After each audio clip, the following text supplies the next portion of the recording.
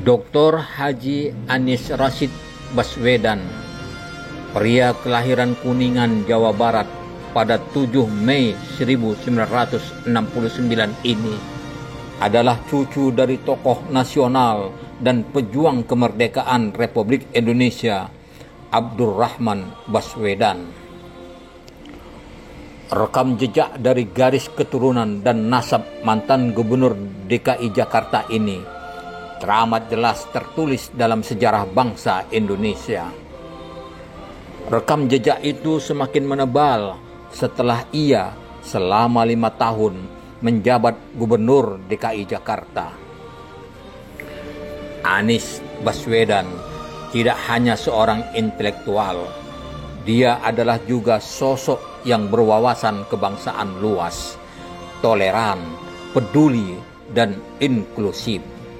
Dan itu sudah dibuktikannya selama ia menjabat Gubernur Jakarta 5 tahun lamanya. Anies tidak hanya dekat dan bergaul dengan tokoh-tokoh dan masyarakat Islam, tapi dia juga bergaul akrab dan berhubungan erat dengan tokoh-tokoh dari masyarakat Kristen, Hindu, Buddha, Konghucu, dan lain-lain.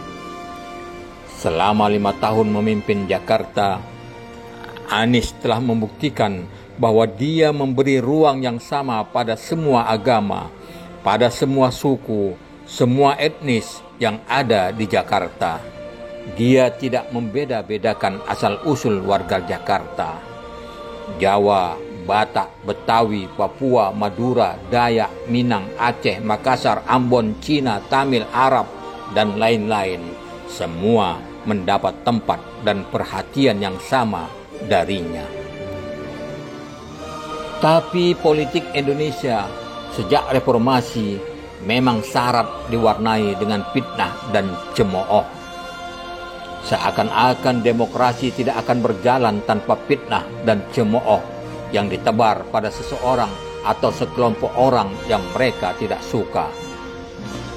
Dan hal itu juga menimpa Anies Baswedan, terlebih setelah ia dicalonkan untuk menjadi calon presiden oleh 3 partai politik besar, yakni Nasdem, Demokrat, dan PKS.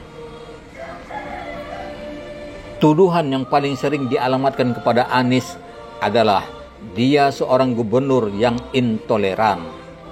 Padahal kenyataan justru sebaliknya. Selama berpuluh tahun, baru Anieslah satu-satunya gubernur DKI Jakarta yang mampu berdiri seimbang di antara semua suku dan agama warga masyarakat yang ada di Jakarta. Dan itu bisa dilihat dari rekam jejak yang ditinggalkannya.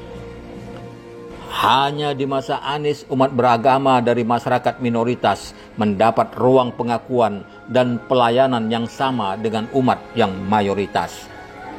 Hal itu diakui sendiri oleh kalangan umat dari masyarakat Kristen, Buddha, atau Hindu, atau Konghucu. Anies tidak hanya membantu warga masyarakat dari agama minoritas secara administratif, tapi juga membantu pembangunan dan pengembangan tempat-tempat ibadah umat beragama kalangan minoritas itu. Bantuan operasional tempat ibadah atau BOTI merupakan salah satu bentuk nyata keseriusan Anies Baswedan dalam mengopeni kebutuhan umat beragama, khususnya di Jakarta. Setiap umat beragama, seperti diakui Ketua Persekutuan Gereja-Gereja Pantekosta Indonesia atau PGPI, Pendeta Jason Balom Papung, dijamin kebebasannya dalam beraktivitas dan beribadah. Selama 5 tahun menjadi Gubernur Jakarta, Anies terbukti sangat peduli, bahkan terhadap orang-orang atau kelompok yang tidak mendukungnya. Anies Baswedan merangkul lawan, bukan memukulnya. Dukungan yang diberikan Partai Nasdem, Partai Demokrat, Partai Keadilan Sejahtera kepada Anies untuk menjadi calon presiden pada Pilpres 2024 mendatang.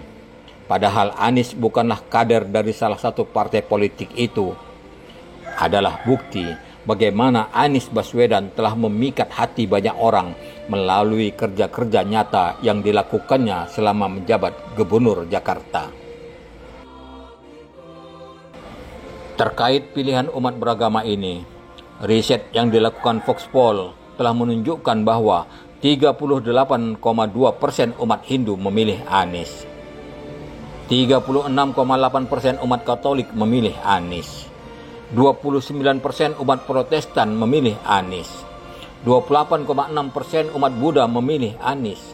Dan 33,3% umat Islam memilih Anies.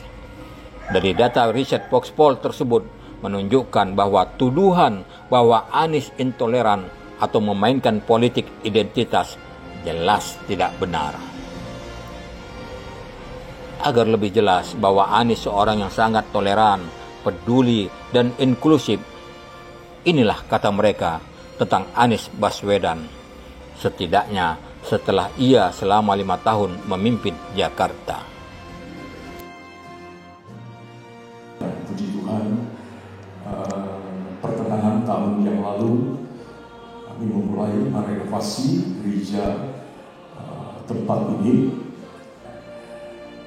yang sudah 29 tahun, ya, dan akhirnya di masa sulit pandemi tetapi kami melangkah dengan iman tentunya sehingga bisa terbangun, ya, gereja ini dengan swadaya dari jemaat dan sponsor donatur, dan juga kami mendapatkan bantuan dari Pemprov DKI.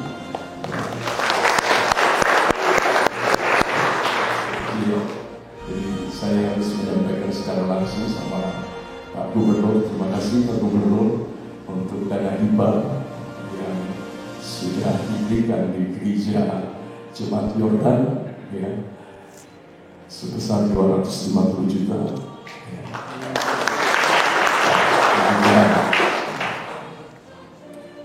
Saya berterima kasih kepada Tuhan karena selama 5 tahun kami dipimpin oleh seorang gubernur yang bagi kami PDP aliran Pentakosta adil dalam pemimpin.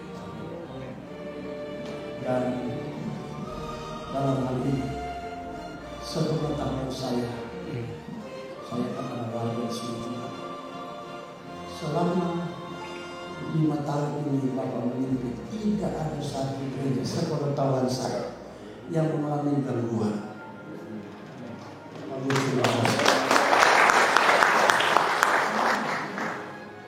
Dan sepengetahuan saya sebagai ketua PDP DKI Jakarta, bahwa tidak ada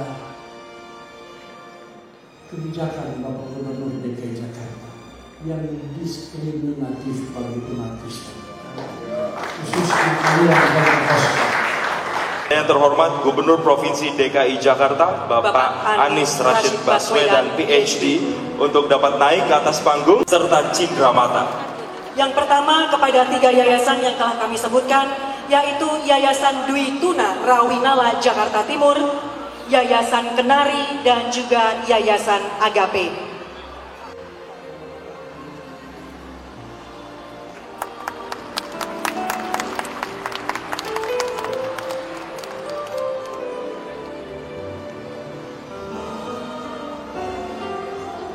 Berikutnya kepada Yayasan Kenari.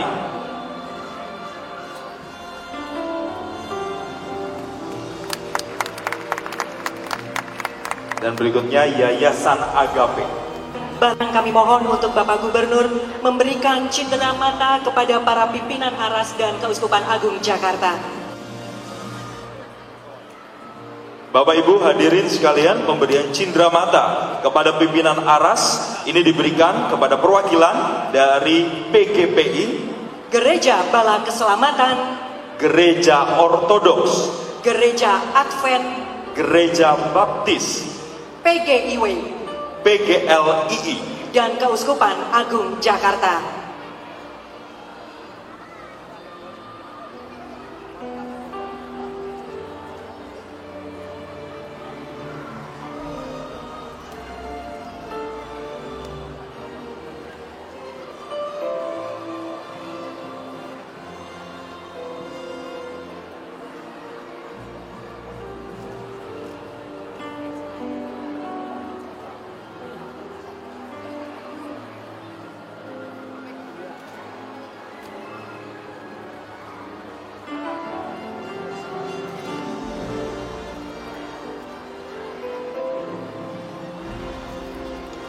Selamat pagi, Om Swastiastu, dan selamat pagi.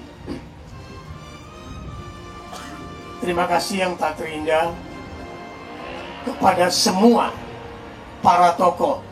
Saya mohon maaf, saya mengucapkan terima kasih dan selamat datang kepada yang terhormat kebanggaan kami Bapak Gubernur DKI Jakarta Anies Rashid Baswedan, yang mulia Bapak Pradeep Kumarawat, Duta Besar India. Apresiasi tak terhingga dan tak terbayangkan kepada Pak Gubernur, karena Pak Gubernur ini sesuatu yang mustahil bagi kami, yang mana masyarakat kami selama 60 tahun harus melakukan ibadah menunggu giliran, di mana kami harus kehilangan waktu-waktu baik. Contoh Pak Gubernur, tanggal 21 Februari adalah hari suci yang namanya Mahashivaratri. Ini malam renungan suci yang agung. Ini dirayakan di seluruh dunia. Syaratnya adalah umat itu puasa dari jam 4 pagi sampai jam 4 pagi berikutnya, yang dia jam 6 sore harus sudah ada di tempat ibadah, melakukan ibadah, zikir, meditasi sampai besok pagi. Kami nggak bisa melakukan itu. Kami dapat kesempatan di sana setelah jam 12 malam, karena memang itu giliran kami. Kami masih bersyukur dan bangga karena masih diberi tempat. Masih diberi tempat. 60 tahun ini terjadi, 33 tahun ini diperjuangkan oleh tokoh-tokoh masyarakat dan senior kami. Juga belum terwadahi.